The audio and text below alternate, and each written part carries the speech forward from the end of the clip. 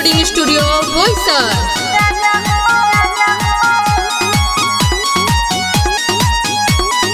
गंगा किनारे बनी घाटे बनाइले, चला धनी अर्घ देवे तेरी बारू कैले। गंगा किनारे बनी घाटे बनाइले, चला धनी अर्घ देवे तेरी बारू कैले।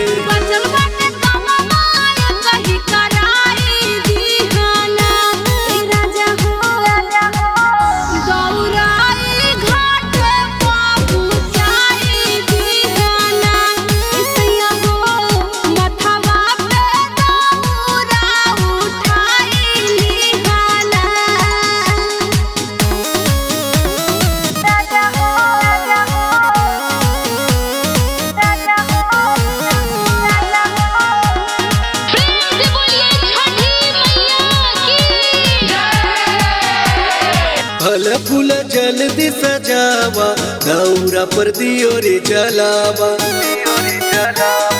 सबके गुजाता के देखा, तू अब देरी न लगावा। फल फूल जल्दी सजावा, दौरा पर दियो रे जलावा। देख लेना सबके गुजाता, तू अब देरी न लगावा।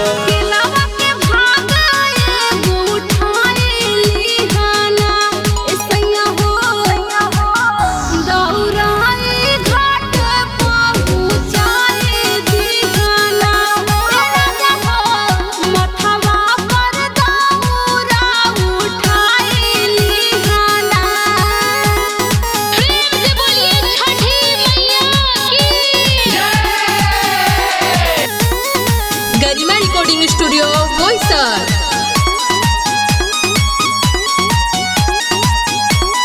भगिया जगवले बानी, छठी माई के बोलबले बानी। विश्वनाथ सवारिया के साथ श्री सप्ता बन बले बानी। भगिया जगवले बानी, छठी माई के बोलबले बानी। विश्वनाथ सवारिया के साथ श्री सप्ता बन बले बानी।